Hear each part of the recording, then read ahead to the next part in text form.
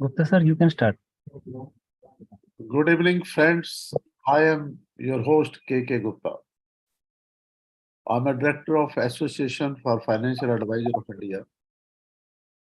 Under their banner, we are holding mostly every week the webinar on the different subjects as per request of our members. This is our 34th webinar under this series.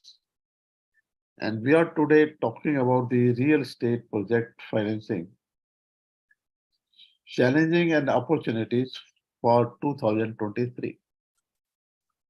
You must be aware that Indian economy is in development mode. In 2022 was a watershed year for the Indian housing sector also, which with sales were breaching the previous peak level of 2014. The investment grows by 32%, which is all-time high of US dollar 7.8 billion in 2022. So when we are finding out the scope, there are some challenges also.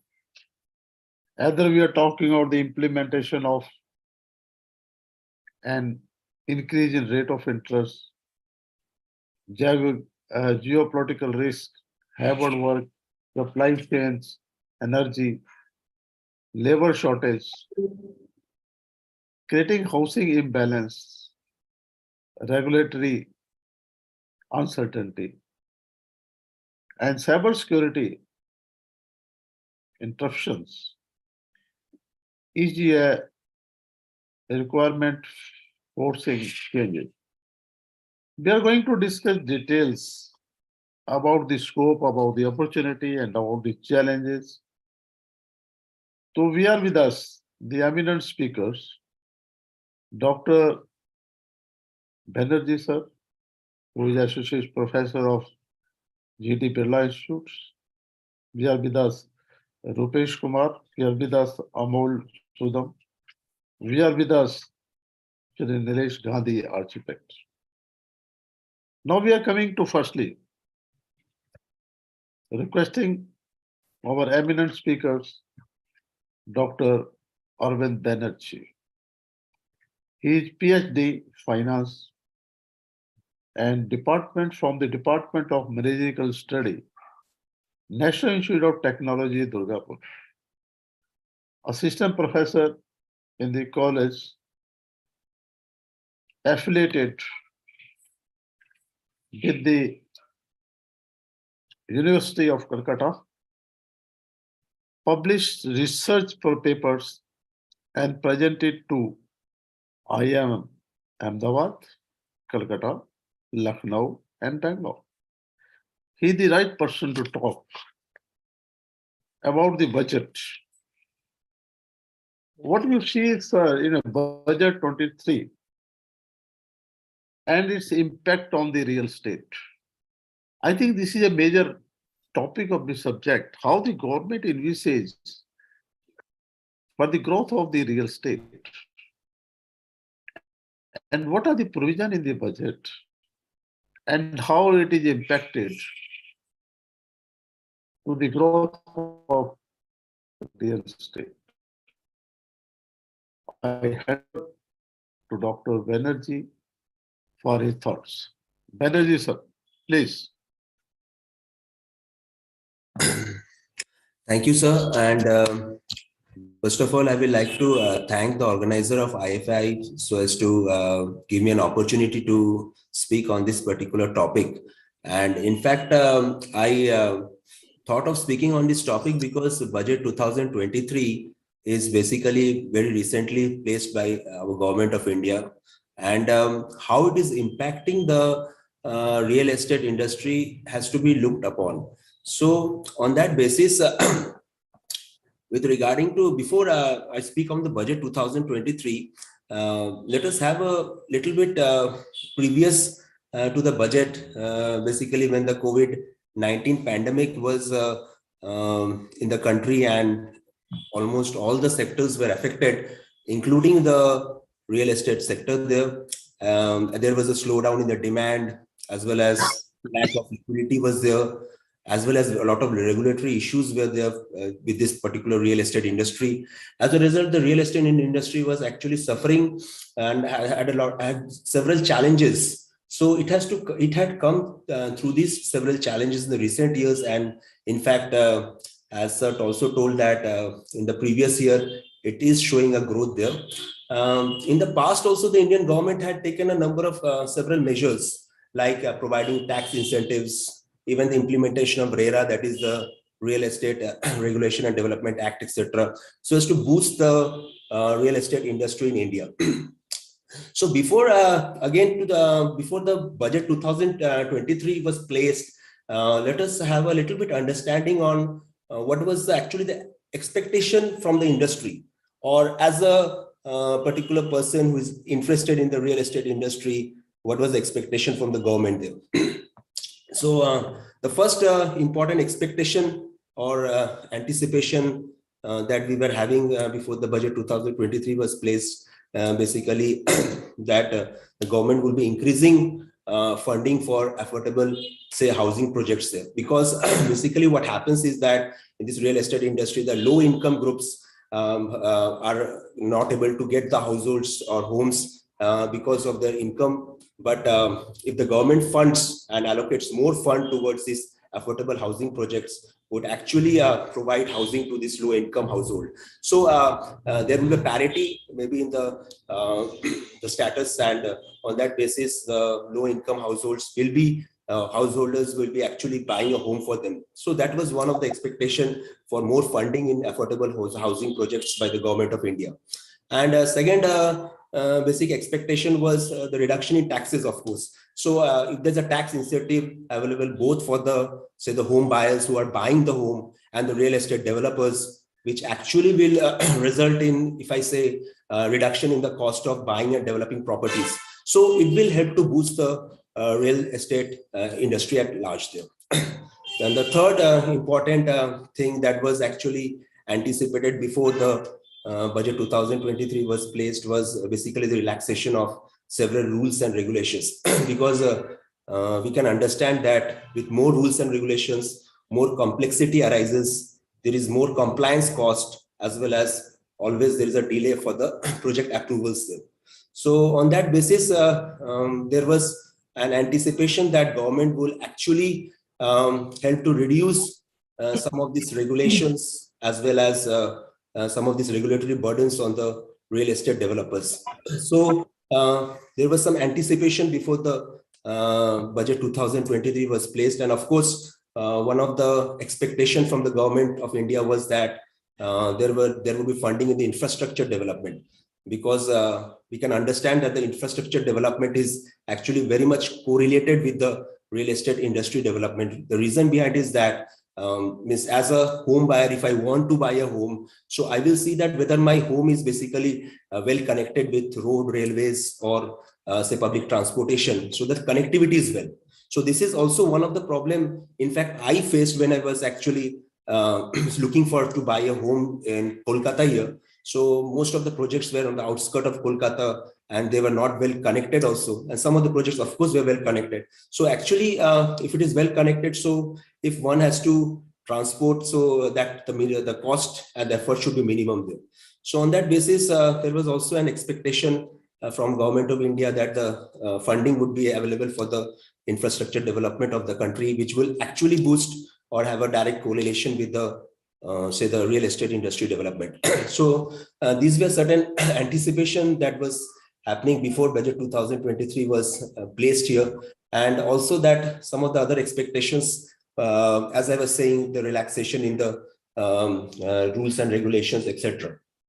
So when budget 2023 was actually placed, the government actually tried to put some of the things into, state there. So on that basis, some of the provisions of budget 2023, which is actually affecting the real estate industry, that is what I am going to actually discuss about. So the first one, basically, if I was saying, as the expectation was that the government would fund affordable housing projects there. So the government, the budgetary allocation, if we see in our budget 2023 for the Pradhan Mantri Awas Yojana, has actually increased manifold by more than 60%, and around 79,000 crores are being infused in this budget 2022-23. So which will actually help the people who are in the low income group to have affordable homes for themselves, and for the Indians actually to realize the domestic dreams of buying the homes. So as this particular expectation that was before the budget, this funds infusion by the government of India into this particular yojana, so that the people can have the homes for themselves, is actually a very commendable step from the government of India, which I feel actually will boost the real estate industry at large. And in case of your income tax also, if we see, the government has increased the exemption. So what will happen is that the who are the potential home buyers will have now more disposable income so as to buy home for themselves. So because there is in real estate industry, both the demand and the supply side has to be matched. So in case if the demand is increasing, so of course the real estate industry will also get a boost, and it will actually help in the development of the Indian economy at large. And also that one of the important provision in this budget that I was going through for the real estate industry was basically that the government is trying to implement various projects on actually which is concentrating on greens, like green buildings, green fuels, green energy, etc. And actually this era in which the environment, so much of environmental degradation, so it will help in environmental sustainability and in fact efficient use of various policies across the sectors there. So as we are going paperless, as we are concentrating more on greeneries, so I think that projects basically this particular emphasis of the government of India is a very commendable step, and I think more funds has to be infused in it so as to have this alternative, if I say, mode of real estate projects there, which will actually prevent carbon emission, more carbon emission or environmental degradation, which is a great concern for us today in this LPG era there. So on that basis, this step is very much commendable, which I believe that will have a very much boost on the real estate industry, but more funds has to be infused in this particular area also. And another one, basically the government of India has also resulted in the development of the urban infrastructure development fund there. So on basis of which is actually concentrating on development of the infrastructure for the country in urban areas with related to the airport, public transportation, which actually will attract more home buyers, businesses, and investors. And so what I am trying to portray here is that basically whatever was the anticipation before the budget 2023, except of a few, I think that the government is trying its best so as to boost the infrastructure, which will ultimately affect the real estate industry at large there. Even this greenery projects, etc., which has been emphasized by the government, is, I think, a very commendable step in the right direction so as to prevent the environmental degradation, etc. there. And also that affordable homes that we were anticipating, which actually has been a dream thing for the government of India by infusing a lot of funds in this particular area also. And also that, in fact, the capital investment outlay for the infrastructure have also increased in this particular budget proposal by around more than 30%.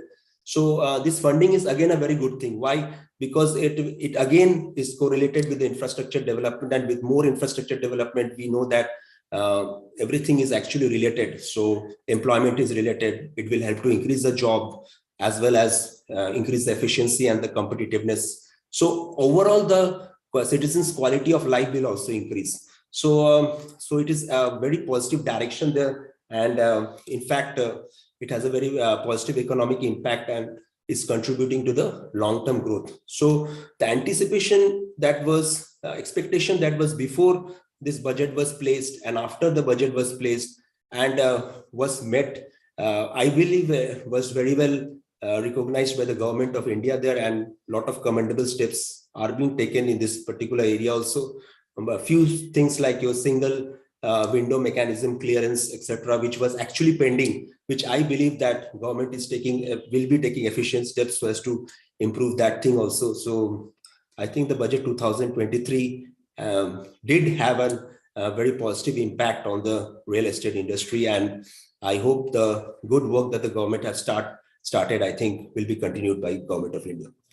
Thank you. Excellent, Dr. Banerjee. I think you have covered very nicely about the affordable housing and the reduction in taxes also. What you're talking about, the relaxation in rules and regulations for that. And you also told the infrastructure play a very important role for the development of any economy, Indian economy, besides the real estate, what we are talking about. Thank you, sir. Like in one point, Dr. Saab is there. What are the various options, financial options for the real estate to avail the finance? Have any view on that aspect, Mr. Doctor? So, in this regard, I will just like to state one thing is that till now, basically the private equity is one of the major source of funds for the real estate industry. But I think the alternative should be found out for the private equity sector, and with the implementation of RERA, I think that there should be some restrictions there, and a better alternative has to be found out. So what about your thought about the capital market? Because the infrastructure or real estate can go to capital market, because we have seen the so many issues which are oversubscribed during the period of 2022. Yes. You feel that the capital market can be a better option? Yes, sir, it can be. And any other funds which they can avail? When we are talking about the green bond or something like that as sustainability, whether this real estate can cover under that scheme? Yes, sir, it can go for the green bonds. That can also be one of the alternatives. Yes, that can be one of the alternatives. right. Thank you very much. I will come back to you again, Mr. Banerjee. I'm now coming to Sri Rupesh Kumar, who is B Civil, and he's a civil engineer, executive MBA in business analytics. 20-year plus experience as a professional experience in the field of real estate, corporate advisory, assets valuations, project consultancy, cost analysis, and financial modeling. I think he's expert for the financial modeling, what we are talking about for real estate. So, Mr. Rupesh. Yes, sir. How can you develop, effectively manage construction and delivery risk? Because there is risk for when we are talking about real estate as a home buyer. So delivery is the main aspects. One feel it when we'll get the money. In so many real estate, you feel that once you're taking the home loan, while your money is stuck up, once time you are paying the installment, EMI. The other side you are not getting the house. The risk factor are there. Have any thought on that aspect, Mr. Rupesh? Yes, sir. But first of all, I would like to thank you and all the dignitaries sitting on the dais for giving me this opportunity to be part of this deliberation. Sir, one thing I would like to add, this name, today's this topic is real estate project finance challenge and opportunities. And I think the topic is little negatively biased, as the word challenge is appearing before opportunities. And as Mr. Banerjee said, there are a lot of things coming up and declared in this budget 23. So opportunity should come first before the challenges. But as you have given me task to I talked opportunity only. Once we are opening remarks, I told the growth of the real estate during 22, which is surpassing over 2014. That is peak level growth is there. I talk only starting with the growth of the real estate, Correct, not correct. about the challenges. Challenges. Yeah. Yes, please. Please go ahead. Yes, sir. So basically, as we said, there is an infinite potential for project finance in capital scarce market like India.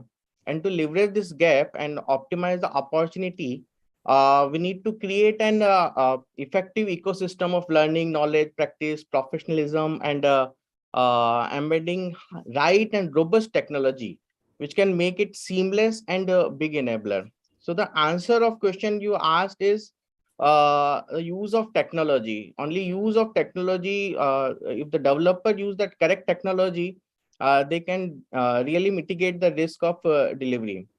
So see, when we say technology, technology is very pervasive word. All the companies is a technology company. I say the any company is first technology company, then it's a construction company or a car manufacturing company or a service company, because we cannot think any company, whether it is serving B2B or B2C, without think of technology. And like other sector, technology can play a very important role in mitigating the risk and construction. So as you say earlier, the architect and designers and engineers, they were working, architects were conceptualizing a project, designer were designing, engineers were executing. But now it's an era of AI and AR, augmented reality. And there are software platform available which can help developer to effectively manage the construction and the delivery part. Now, architects are basically, sir, planning building a software. I are helping them to see every nook and corner of building and designing better ventilated layouts. So building are not only becoming energy efficient, but also green, generating energy themselves and saving cost and time for them. A designer can see now how a beam and column are going through each other, and see parallelly helping them designing a sustainable and cost efficient structure, and reducing the last minute changes that result in increase in timeline and cost. So then developers basically can use BIM. This is building information modeling, which is a 3D model, which actually reduce the coordination time between different stakeholders like architect, designer, engineers working on site, and that can make the entire development process more efficient. This will again help developer to estimate the right quantity to procure the material on very time and in a very planned way. Actually the drones are the game changer, I'll say, in the current real estate sector. Earlier drones were restricted in India, but sir, now and DGCA itself providing training and license for flying drones. And using drones, one site can help using drones on site, a developer can collect data real time. We can basically fit the high definition cameras on drone, monitor the real time progress. uh, Thermal imaging cameras can be fitted on the drones, and basically we can check the compaction of concrete or any other fault in structure to check the possible future leakage or any possible failure, which can be addressed very much in time, and that will again further reduce the cost and time of project. Safety, there's very basically it is a very we will say under estimated aspect in real estate sector, but again drone can change it. We can monitor the laborers who are they are using their safety gears properly or not, and we can warn them to use the safety labors properly. Using the project monitoring system, increase the efficiency. So again, using the drone, we can provide the real-time data to the project management system, and that will help us to project or the developer to better manage the project, better schedule, and can suggest alternates if there is any change, or there is change in plan, or there is change in design. So because there are long meetings when if architects say ki, I do not want to change my architectural view, and designers say I cannot design with this architecture. So there are long meetings. I even participated in such type of meetings sometime. So, but PMS now reducing those meetings and those times drastically. Up to matlab, nowadays, these type of decisions are taken in even 5% or 10% time. With respect to the earlier people were taking those time. Again, the most important thing which basically extend the project timeline is the finance. A developer with better credibility and good record can receive project finance from any institution, sir. Or as Mr. Banerjee said, uh, they can get the finance from private equities and all. But no developer, no developer can complete the project in time if they do not able to sell their inventory in time as their schedule, as per their schedule. So technology can help the marketing or the selling or the leasing of properties in time. So like we must have gone through with the chatbots. Everyone must have used those chatbots on various service provider sites. So chatbots are basically nowadays interacting with the prospective clients.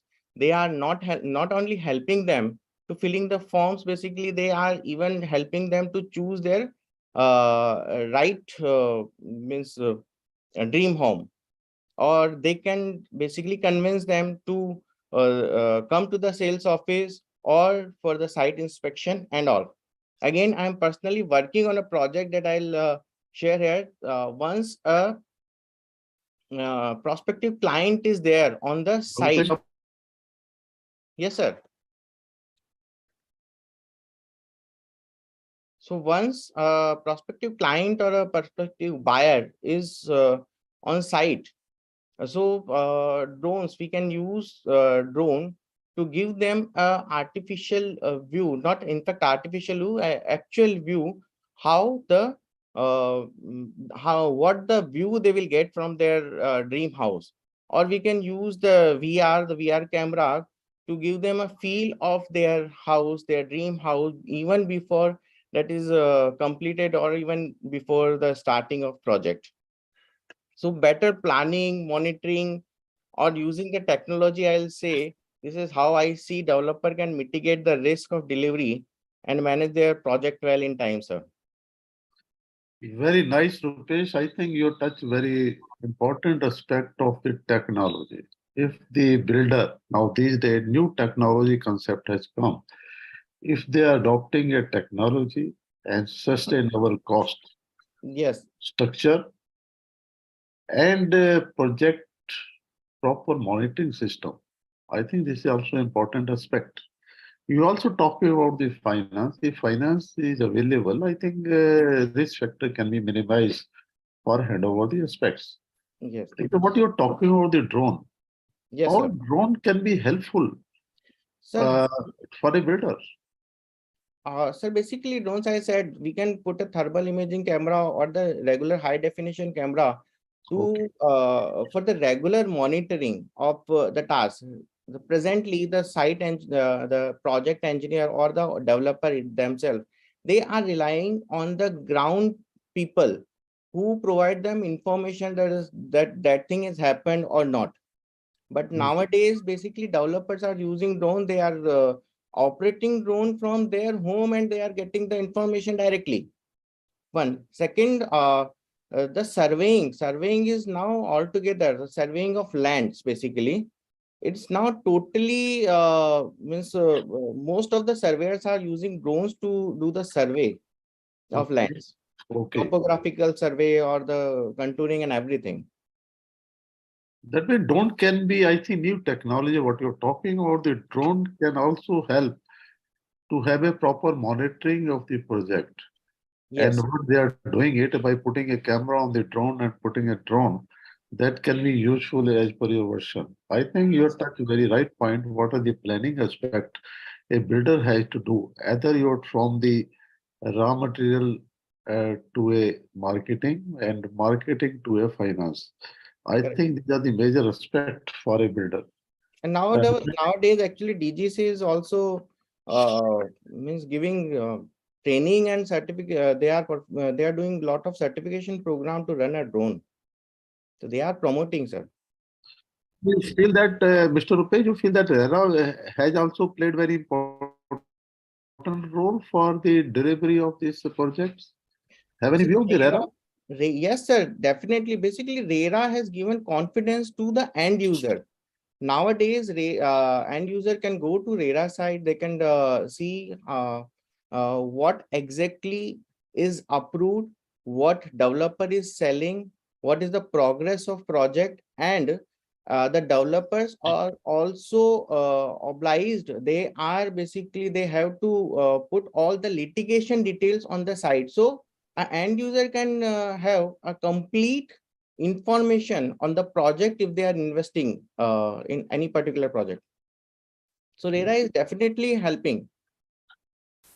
Very nice, very nice. I think that is a major issue, but the planning and how this factor can be mitigated. Now I'm coming to Sri Amol Sudham. He is adjunct faculty, former associate dean and director School of Real Estate. And so Mr. Amol is co-founder of SAS Investment and investment management firm specialized in financial investment and real estate product and services. Mr. Amol, just I'm asking you. So,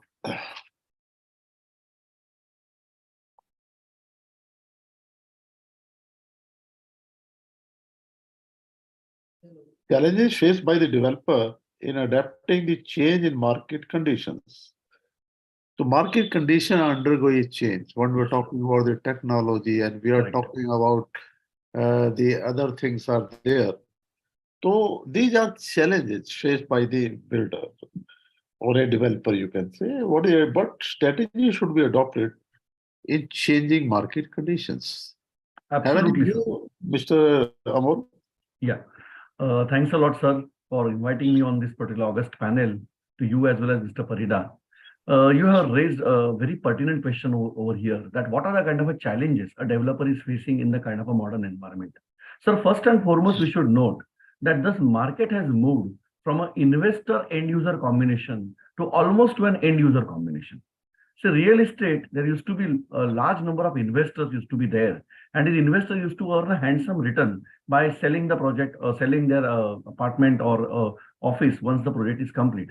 But today, the returns from such kind of investments have actually come down, and therefore the developer has to find the genuine user, end user, who is going to basically provide support to him once the selling of the project starts. Another thing which the developers have to grapple with today is the rising costs. The land costs have increased. Construction material costs have also increased. Premiums and various duties and taxes also have gone up. And at the same time, the interest rates also have been going up. So all these things means basically the developer has to run a very, very his business in a kind of an environment where the costs always need to be controlled, and at the same time an attention has to be always been given to the what kind of a profit margins you imagine.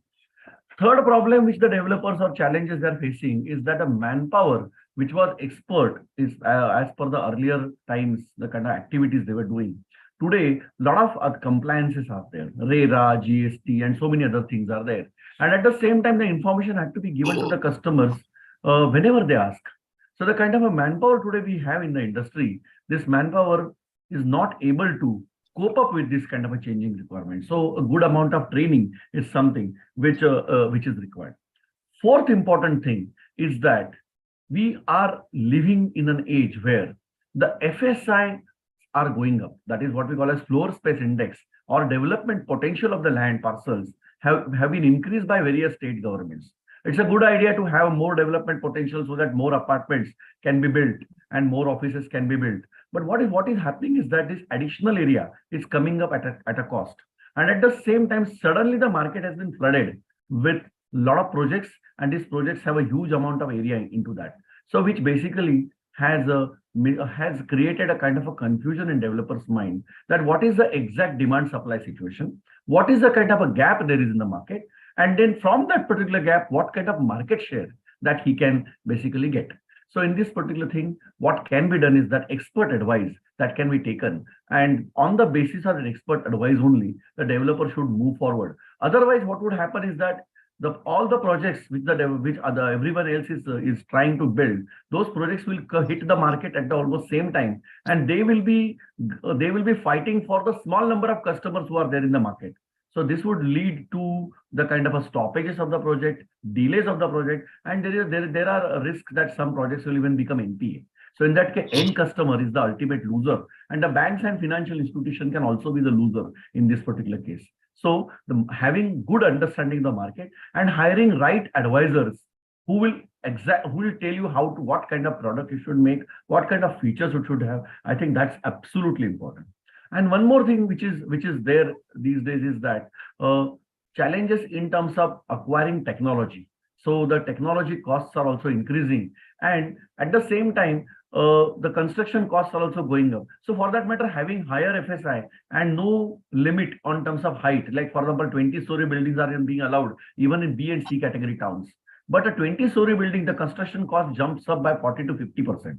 So whether the market can really support that. So some of the challenges are coming like this, and some of the developers actually have even taken the wait and watch mode. They would allow the market to stabilize and then only they can move it. So very excellent question, sir, that the challenges are definitely there. But only thing is that the developers have to basically pull up their socks, make a right kind of product, make good decisions about the products project selection, and also deliver in time, because in this RERA phase, you cannot basically go on delaying the project. Within the limits of the act only, you will have to work.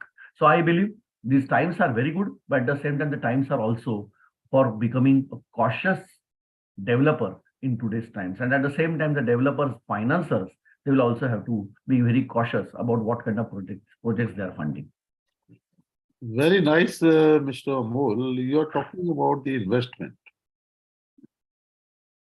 So investment is the most important aspect, whether we are talking about in any industry. Correct. Raising cost is also important. When the rate of interest or repo is increasing day by day, the cost is also increasing. Skilled manpower is also a problem. Increase in FAR, what you're talking about, you cannot mismatch the demand and supply gap in that aspects.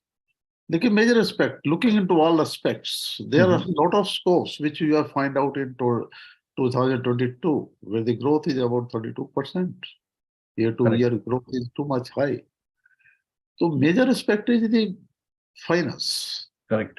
So we are to discuss about the capital market, we are discussing about the banks, we are talking about the green bonds and private equity. We are talking about that. What do you feel? How a developer can approach, what step they should take to get a finance at a cheaper rate? Have any thought in that respect, Mr. Amol? Yes, sir. Some points are there. The banks and financial institutions will always do the credit analysis of the project and also of the developer. So what a developer should do, he has to present the true analysis of his project only. So the inflated projections, or what we call as padded financials, are not something which are going to help him. Because these days bankers also have become cautious, and the bankers also get the analysis of the project done. And they also engage valuers like Mr. Creative Valuers. And there are maybe sometimes two valuers are appointed to understand the actual land value and the project value. So in that particular case, he has to be very clear that he has to present a true picture only. At the same time, the developer also has to showcase his capability. The right set of advisors and consultants should be there. Good architects, good structural engineers, good chartered accountants and lawyers. These four minimum consultants, these are something which a developer should have. And the banker even also would have a look at the panel of consultants who are supporting a developer. Past performance and future projects, what a developer has in mind, that is something which needs to be explained very clearly. The vision and mission of developers, which many developers actually don't pay much attention to that particular part, but that also needs to be presented properly. So very good corporate profile that needs to be presented. If you are using any special technology or something, that you should highlight that particular part. And also, if you are doing green buildings and certain benefits are going to be there, that also need to be highlighted for the bankers. We have to come out of the mindset that bankers would understand only numbers and nothing else. We have to come out of that. Bankers are evaluating multiple projects per month. And so in that case, their knowledge also has significantly gone up. And so in this particular case, we have to present the right set of numbers to them. And these numbers also have to be presented with the right kind of with proper presentations that need to be done. One more thing which I would like to highlight over here is that developer has to create a proper organization structure. A father and son kind of a duo or two brothers only, they are taking all the calls. That is not the kind of a scenario which a financial institution likes. Particularly those who give equity, they always are worried that if something happens to the main like what you call say key persons, then how the organization is basically going to deliver the project. So in that case, you also have to have backup arrangements, and also you may call it as a senior leadership other than the top management. That also you need to create what we call as effective middle management. That needs to be done, sir. And also what needs to be done is in terms of construction speed and quality that you need to provide. These things are non-negotiable.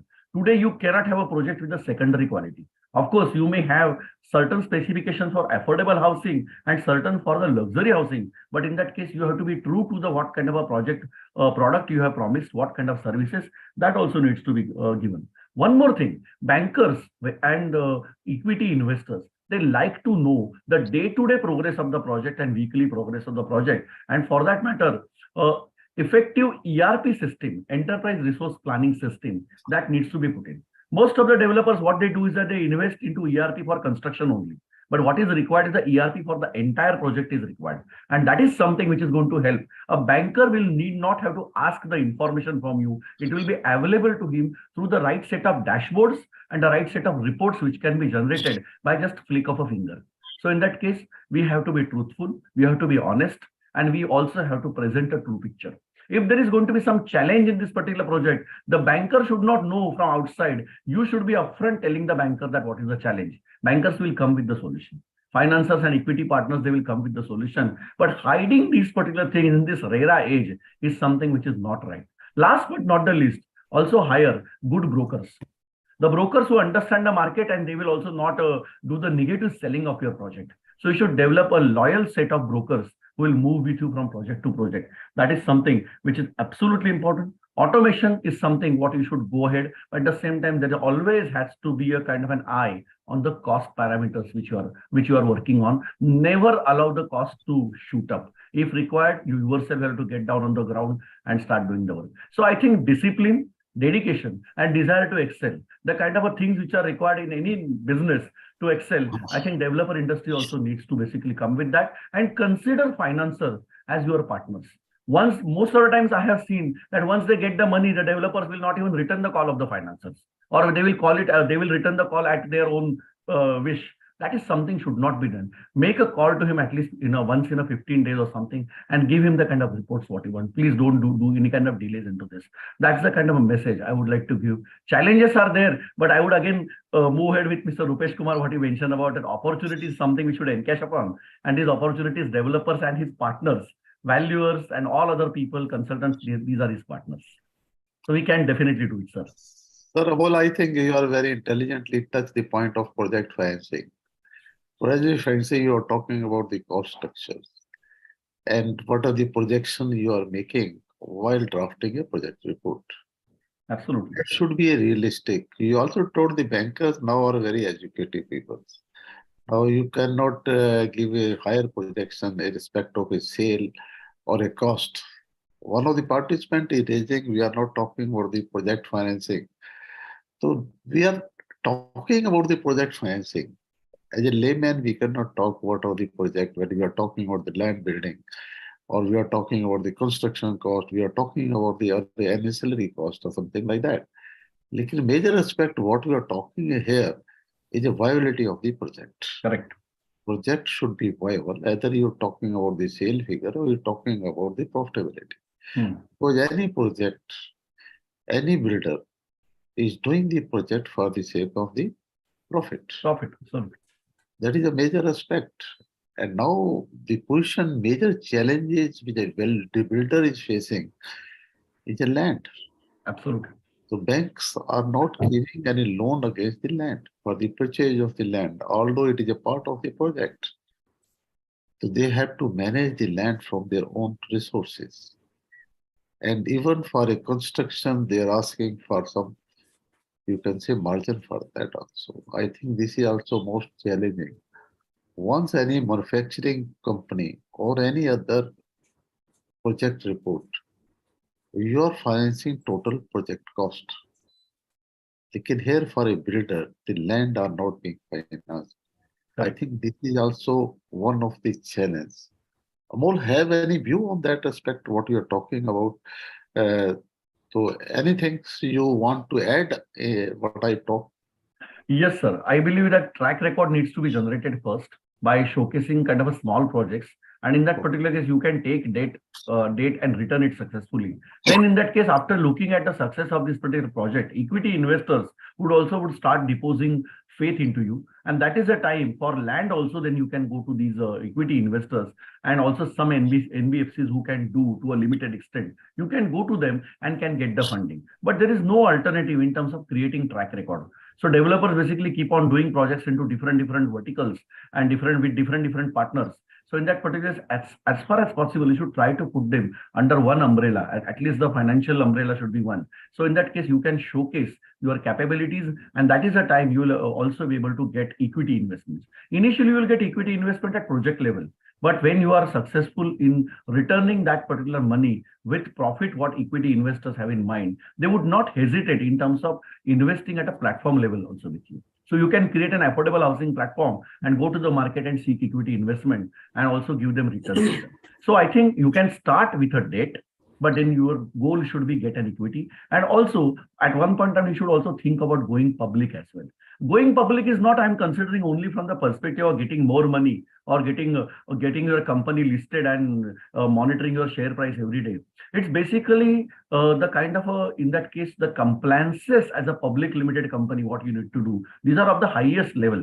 And the attention of SEBI and other investors and as well as other bodies is there. So once you are able to manage and that particular level, then the sky is the only limit what you have. Even today in this particular country, very few companies are listed. And therefore, I believe that there is a scope for at least 200 real estate companies to get listed in this particular country. So that is something should be the aim of every developer. Of course, depending upon everyone's comfort, they may decide to go public or not public. But at least you should try. Even if you don't want to go public, at least the compliance levels of yours should be at the level of a public limited company. Very nice. Amol, you are actually basically project consultancy. Yes. You are cost analysis and financially modeling. I think yes. Your expertise this. I got a privilege to ask you one question. For a builder, whether rating is a must, because to get the investment grade rating for a builder, it is very difficult stage, I feel it. So if you are not having an investment grade, the bank is not touching the proposals. Correct. Have any view on that aspect? What do you feel that this is not a challenge for the real estate? It is a challenge, certainly, because the project is something which at least has a 2 to 3 years of a duration. And in that particular case, any kind of a difficulties might come. So in that case, a little bit of help from government and banks is required, because I believe real estate has a multiplier effect on several other industries. So in this particular case, the real estate and financial challenges of real estate are sorted out to an extent by both financial sector and government's intervention. I believe that is something which can be done. At the same time, ideas like crowdfunding are very much coming up. And also the ideas like partial ownerships, which in asset classes like logistics and warehousing, which are coming up. I think these ideas we should exploit and we should use. These ideas are at early stage, I agree. But then again, more work in the next 5 years' time is likely to take place. And also, the taxation on such kind of instruments is something which is absolutely important. Real estate investment trust and infrastructure investment trust, InvITs, these are already there. But in that case, taxation structure, giving a stable taxation structure is absolutely important for investors. And that is where I think the government and financial institutions should work together in terms of making people participate in this particular process. Like real estate investment trust, you can participate with a small amount. You don't really have to invest physically into real estate. So such kind of ideas should be encouraged, sir. And as you mentioned, the problems are definitely there, especially for first-time developers. Are always problem. Or sometimes after 3-4 projects also, with one project failure, now then you come back to the square one. So that is where the kind of support is something which is needed. And I believe that real estate industry is the only industry which basically can give employment to a farm, to a landless labor who was working on the farm till yesterday. Real estate industry can find some work for him. So that potential should not be negated, and government should support. I think My that's what point was specific, Mr. Amol. I am just asking for an investment grade rating from the rating agencies. Because for a developer to get an investment grade rating, I think for a project, because rating is not of a company, rating is of the project. Now he purchased the land, he got all the approval in hand, and rating agency will never give them as a investment grade rating. So have any solution for that? Have you any view on that respect? Sir, frankly speaking, the solution in this particular case, the rating agency also has become very cautious about that particular part. Because today you give a high rating and the project does not perform, they also come under scanner. So in this particular case, I think the rating mechanism itself that needs some amount of a positive intervention has to be there on that particular part. And at least like for developers who are starting the project, and that case, the bank or the rating agency should take a considerate view of that particular part. The intention of that developer that should matter in terms of delivering the project. Of course, what I say, it is very difficult to basically to fit it into the kind of a rating agency mechanisms and the way they judge the project. But I think some amount of a little lenient approach in terms of that would be given. One more thing in case of real estate, what happens is most of the financing is asset-based financing. So if anything goes wrong, at least the land and the partially constructed building is there. Yes, it's not like something like a startup or something where everything is in the air. It's not like that. So I think the financial agencies should look at, and rating agencies also, they should look at that particular thing carefully. But as such, sir, I don't have a kind of immediate solution to this, rather than just saying that everyone should become a little more considerate about it. What we are talking, because the developer is having a land, he has got all the approval, RERA in existence. So this rating agency will never give them investment grade. That is also major issue. If they are not giving investment grade, bank is not financing for that. They are taking double B minus or something like that. I think this is a major aspect what the builder or a developer is having, for which so thoughts are required. Yes, sir. Some alternate investment means are required for that. I agree with you. Alternate investments are there, like, and they are still asking the same story. Yes. If you are not doing any investment grade rating, then it is okay. Rated account is not there. Once you go a rating, then it will be very difficult to get the loan from the bank. So I'm just coming to Mr. Architect, Mr. Naresh Gandhi. He is master in the project management, that is CEPT, Ahmedabad, in practicing for more than 2 decades in real estate, advocating as a moderator, speaker promoting green building, sustainability, landscapes, design development, solution, visiting faculty at college, and founder director with a Pan-India project footprints. Respected Gandhi sir. Nilesh sir. In what way can leverage data and analytic information decision making and optimizing project outcomes? What type of data is required to analyze to have a optimized project outcomes? I think you are the right person to talk about the technical aspects to being an architect. Thank you, sir. Thank you so much. There is also one question from your side also. We now use Turkey, there is earthquake. Yeah. So how it can be protected, being an architect? So what type of building they should construct so that earthquake should have a minimum damage? I think this is one of the participants asking. We will talk to later on. लेकिन whatever is the outcome we required, what data analysis is required to have better outcomes. Okay, please, Ghani sir. Yeah, thank you so much. So, of course, after listening to all stalwarts, we'll try to chip in most of the things covered. But an entire India is going to be built in the next 30 years. As we say, 2050, all the built spaces in India which are existing today, we will be doubling the entire build footprint of India in the next 30 years or so, which makes all the more important as to how we will build.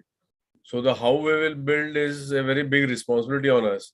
And coming to data analytics, something which is non-existent in the real estate industry today, which is data analysis. The reason being is that the real estate industry has not as yet embraced data analytics as the other industries have. The BIFS industry or the retail, because the churn is more. Analytics is more effective when you have data. And the data that we have on the real estate is quite fragmented. It is in bits and pieces. It's in spread across so many locations. And also one important aspect is that the churn isn't more. One doesn't buy homes as many shirts he buys, or one doesn't buy cars. One buys as many cars, but over a lifetime, a person goes ahead and buys a home once or twice. So the data that is generated out of analytics and insights that gives, the real estate industry, global surveys have said even the US, the real estate industry uses only 80% of the data. And in India, of course, it will be upwards of 90%, which is not using data effectively. So there is a great opportunity for the data to be mined. As we say, web scraping that happens, wherein the consumer behaviors are addressed and then products are designed for the use. As they say in the media business, it's all about entertainment. So in real estate, we say it is all about location. Yeah, right. So nothing goes beyond location, but the peculiarity of the real estate industry and location is that the price of a asset in the same building probably will vary, even if it is the same location. So a general benchmark cannot be applied when it comes to data. There are various models that come in which will help us. For example, prescriptive models wherein forecasting of pricing is done. So forecasting of pricing to segment and to price a real estate effectively cannot be the same if we use an historical benchmark. History is not a guidance to the future if we look at it, because there are so many variables. As we are saying, in the same building, the apartment value will vary. But then what model works with data analysis is probably the historical price of the same unit. That could give you an indicative of the future pricing of that particular unit. Because of design, as we say in real estate, even if the project is one, but why would a price of one unit vary drastically from the other? Because of the simple variable of location or the orientation. If I have east-west directions, if I have windows toward the east, and in the same complex where I have natural sunlight coming in, the value of the property will be drastically different from a property in the same complex, same location, same floor probably, but with a different orientation. So these are some of the variables that ought to be mined and ought to be cashed in by the real estate developer community, which have not been done so far so yet because of so many other variable parameters, and making it a very dynamic model of real estate. Coming to the other point that you mentioned about, of course, we'll take the questions later. But as we say that valuation or property prices and automated valuation models are coming up. So real estate is the last among the industry to embrace data analytics per se, but the opportunities are huge. And as real estate developers do it, of addressing to the customer's unspelled demands. When a customer is not asking for something, there is something which is at the back of his mind to address customer relationship management with the fact of KYC, with the fact of his choices, his desires, is something that needs to be touched upon, and to give that elevated experience. Today, it is much of a trade-off wherein a customer is buying something for his own reasons and the churn that we see. So there is huge opportunities that lie wherein data analytics as a tool to be explored by the real estate industry to use. Very nice, Mr. Gandhi. What you are talking about the three factor which you are talking about: location, location, location. Sure. I think you are rightly tell location can be same, price can be different. Yes. So that factor which we are learning or listening, I think will not applicable to this aspect. So now coming out to sustainable finance. Yeah. And green finance. True. How it can be helpful for a builder, for a real estate. When we are talking about sustainable finance and we are talking about the green finance also. True. Have any thought on that aspect, Mr. Gandhi? So as we say, and as we keep on advocating that sustainability is not a choice anymore, and one has to go about doing it, because if we don't, who will? And as they say, the classic example goes that today you are sitting in the shade of a tree because someone planted it 25 years ago and never imagined that he would ever experience the shade of the tree. So that ownership and that responsibility lies with us, wherein what are we leaving for our future generations? If we do not build sustainably, who will? So with that fact in mind and with limited resources at hand, to promote sustainable development for real estate by real estate developers, banking and finance funds have come in. IFC, for example, which we are an integral part of, International Finance Corporation, which is a promoter group of the World Bank, has come up with green bonds, wherein a subsidized percentage of interest rate is given to buildings which are green certified, or green buildings, as we say. Wow, green buildings which consume less amount of resources. Today, technology is available, and Amol ji also touched upon that, wherein technology is available today to construct the same footprint in an eco-friendly manner. If there is an alternative, should I embrace it? The only difference between someone choosing to embrace it and someone not choosing to embrace it is awareness. If I do not know if there is an alternative to a light available, if I do not know there is an alternative to a tap available wherein I can save energy, I will build the same conventional way. But if I'm aware, and if I'm building a same 1 lakh square feet footprint, and someone else is building a same 1 lakh square feet footprint, which is causing less damage to the environment and to the earth, should I not? And to promote this particular aspect, the financing agencies are giving green bonds, which are at a subsidized rate of interest, which is a big takeaway for developers to hedge their risk, and of course, lower who wouldn't want lower interest rate. And it also helps into developers with a larger OPEX model. I'm making something and I'm selling. So then that is the baby of the customer to take care of. But if I'm making something and I'm leasing and I'm managing it for the next 40, 50 years of lifespan, then my operational expenditure is substantially more than my capital expenditure that I did. And in that sense, the cost, the direct savings is to my kitty. So the developers stand a lot to gain by generating green footprint, by reducing the carbon footprint, and living a sustainable, contributing by giving sustainable development to the country. So green bonds, yes, are available, and there are several other benefits that are being doled out by the bureaucracy, by the government, by policy. We are getting more 5% extra FSI, property tax waivers are available, premiums are being waived off, balcony premiums have gone. So multi-pronged efforts are being made by various stakeholders who are responsible to promote sustainability so that the awareness increases and it becomes a norm. It does not need to be a choice that, okay, I'll choose to make a green building unless I ought to make a green building. Very nice, very nice. Mr. Gandhi, being an architect, there is one question from Jatinder Panwar.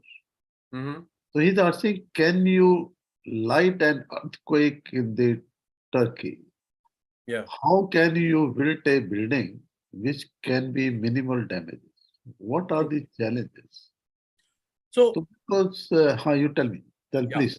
So the structures obviously fail because they are either not designed for the seismic zone that they are placed into, or it so happens that they are designed, the intensity or magnitude of the earthquake is way beyond the structure that it has been designed. A structure can be as good as it is designed for. In Japan, you see structures wave. They wave from 6 feet to 8 feet, but they don't fall, because the technology that is used to build the structures is in such a manner that it is designed to take care of the seismic loads of that particular zone. With what has happened in Turkey, absolutely unfortunate. We have seen substantial losses, and it is really grave on our part to see the way of damage it has happened. We experienced that near, why go far? We have experienced that in Bhuj, we experienced that in Ahmedabad, 2002, 2001, 3, when magnitude of that scale damaged damaged our cities. So the only option for a more livable and a non-collapsible buildings is to designing it to the seismic zone, having substantial enough buffers, which our structural consultants are absolutely doing it the way they are. But nature has its own way to take its toll, and that is what has happened in Turkey. That is limited that we could have done to safeguard the lives of Turkey. Important is disaster management. Crashes and will happen, but how do I safeguard myself? Again, the fact of awareness of how probably more lives could have been saved if I have an evacuation plan in place, or if we are aware as to how do I deal with when these kind of scenarios happen. So, of course, the biggest contributing is to make a building which is sturdy enough and which will stand to the test of the times, but also along with public awareness in taking care and addressing these challenges by way of disaster management will also help into safeguarding many, many lives. Very nice. Mr. Amol, there is one question for you. That is Sabresh. Please, can you explain crowdfunding? What you're talking about the crowdfunding? Any company adopted in South India? Have any view, Mr. Amol? Okay. Crowdfunding is basically many people coming together and putting small amounts and then having a kind of a shared ownership of an asset. This was something which was earlier also the developers, before going to the debt and equity providers, the developers basically used to go to their friends and relatives. And from these friends, acquaintances, relatives, what we call as FAR, from there they used to collect money. And from there, they used to either promise them the kind of a certain interest and on their basis returns, or they used to say, I will give this ready-built premises to you at a discount. So in a way, they used to get that advantage. Now, this was something which was more like an informal arrangement. And in this particular arrangement, again, collecting money used to take place in a kind of a more of an unregistered way. And so in that case, post-RERA, this is an idea which is not really working out to that extent. So what has happened is that crowdfunding is something which is an idea which has come up because to propel the startup ecosystems in other industries. Real estate also has taken a leaf from the same. And in that case, the people can come together and put even 1 lakh rupees or even 5 lakh rupees they can put together. And in structured manner, these are collected. And in that particular case, the returns are promised, separate arrangements and agreements are made to that particular effect. And then the returns are given to them. So in case of warehousing and logistics sector, this idea is something which is being worked out.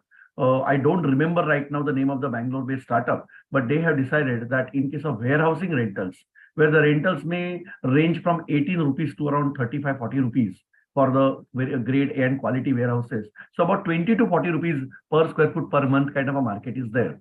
So in that case, if certain investments are made by the people by coming together, then the investment managers, the crowd fund managers, they will get the warehouses constructed, and also they will rent out these warehouses, manage the expenses, and also will able to give returns to the people.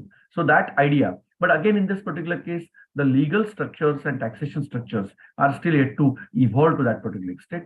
And that is the reason that it is still, I would say that it is still in a very basic level of progress has probably happened. It's a very initial level, I would say.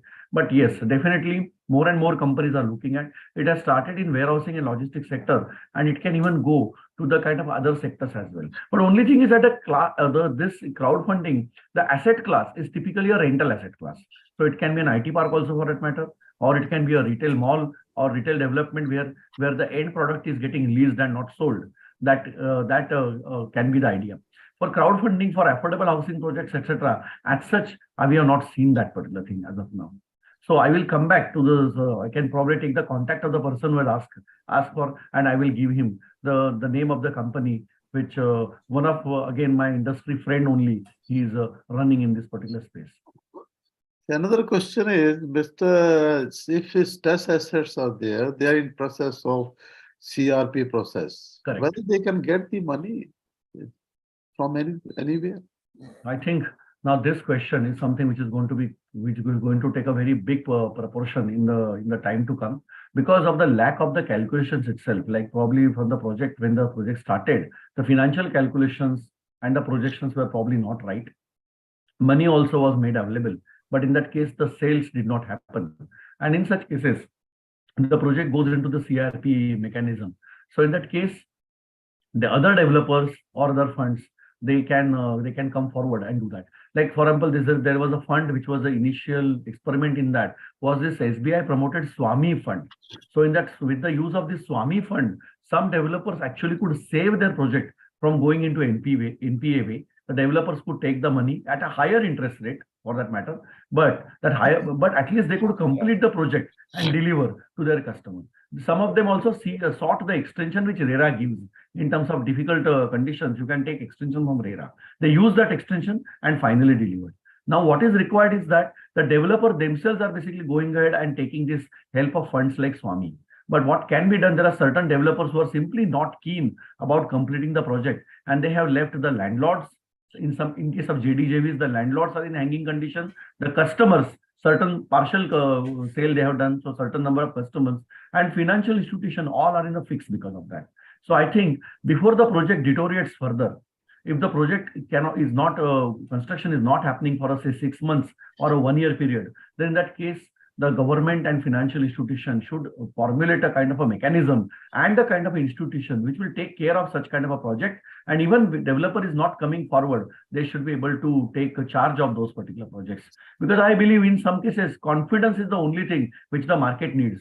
And if a developer with a good brand name, he comes forward, and then in case banks and financial institutions can also probably come forward and do that particular part. But I can say that in next 2 years' time, the question what you raised, sir, that is going to basically get a very large, it will basically become a very large form it is going to take place. And if you want to keep on protecting customers' interests, the steps would have to be taken right now.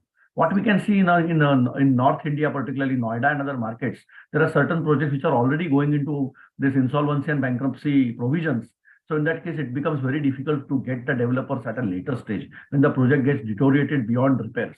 So our early identification of the problem, diagnosis, you may call it, and then providing remedy in terms of alternate solutions of fund and providing alternate developers for that matter. That's going to be the kind of a key. In some cases, you can even hand over the project. The customers can come together and they can appoint simply a project management consultant or a development management consultant and can get the work done. So if a developer is not going to do the work, then at least we should be able to take the project back from them.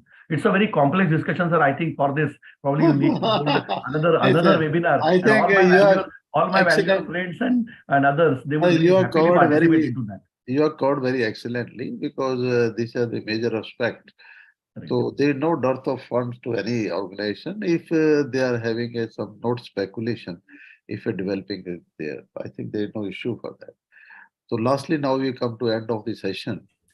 So I request all the eminent speaker in last on 1 or 2 words, you summarize what you, if you want to convey anything to our members. So in a few words, you can convey lastly. So I will start with Shri Banerjee sir. Banerjee, have any view, last word to your advice to our participants? Actually, I just want to say one thing is that when I misheard about all the viewpoints of the eminent panelists here. So basically, the challenges, if I say in real estate sector, is to develop this particular sector and with regarding to the project finance, etc., that I heard here. So just my observation, just my one sentence I would like to state here is that it has got a very huge prospects, and these challenges has to be overcome so as to make it one of the developing sectors in India. That's it. Thank you. Thank you. Thank you very much. Now, Mr. Rupesh. Any last word, Mr. Rupesh? Yes, sir. I'll say I'll stick on my point that using the technology, we can basically achieve a lot of miles, basically. And on the as Mr.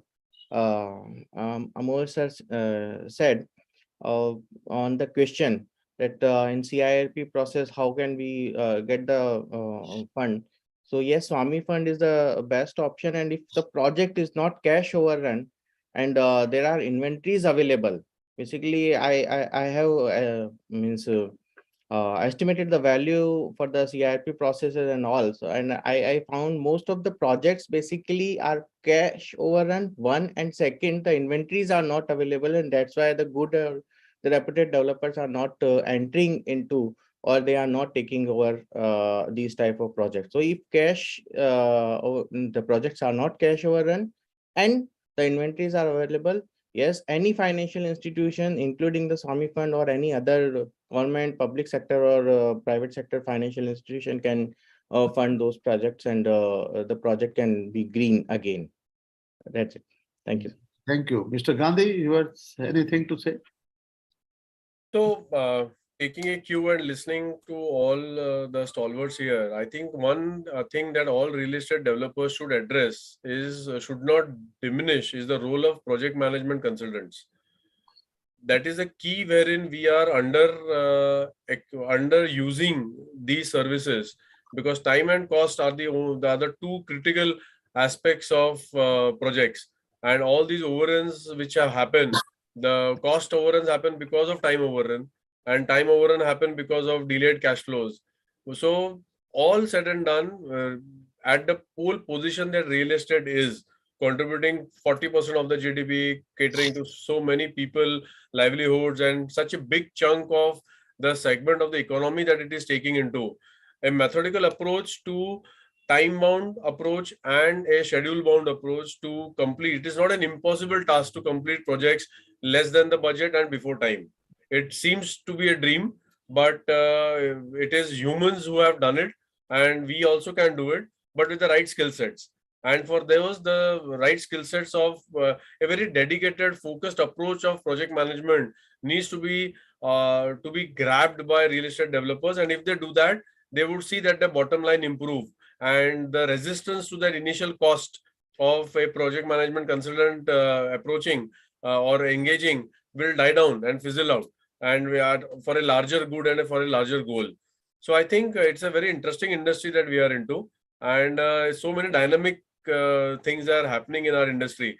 So would live another life to do real estate again. Very nice. Amol sir, please. Only one thing I can say over here is that the people who are involved in real estate industry, whether they are developers, consultants, financiers, architects, or anyone else, we can't have any other blood group than the B positive. That's the only blood group which we can have. Physically, it can be anything, but it should be B positive. Sure. In last 6 months, we were able to close 2 financial proposals of project funding, where the projects were good, but the developers' positive attitude is something which the bankers working with us, they saw, and they believed that yes, these people will be able to do the job. And that is where the confidence matters.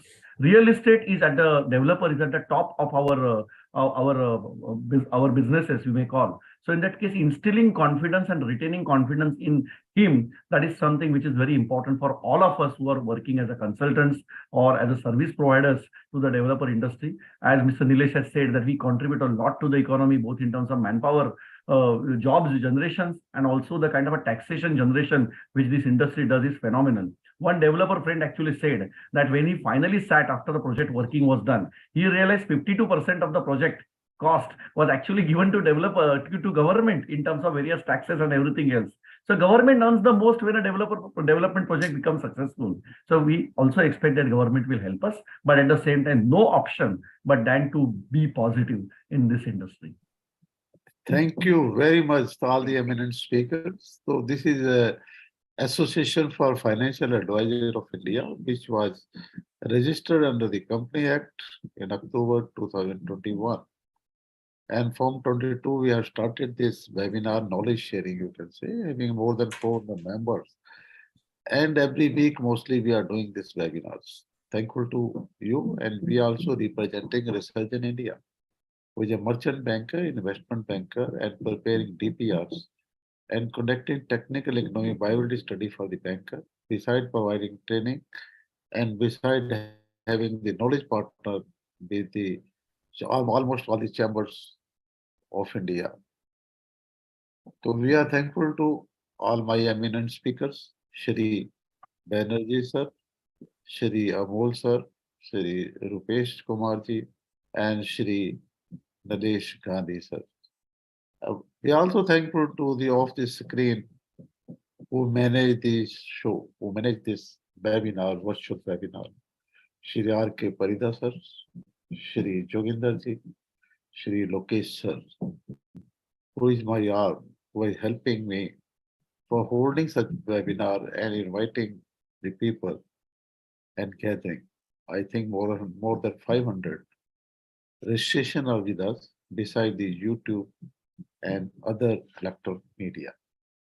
At the end, I express on behalf of the association, our gratitude and thanks to all the 4 eminent speakers and all the participants who is obliging us every week with a different subject.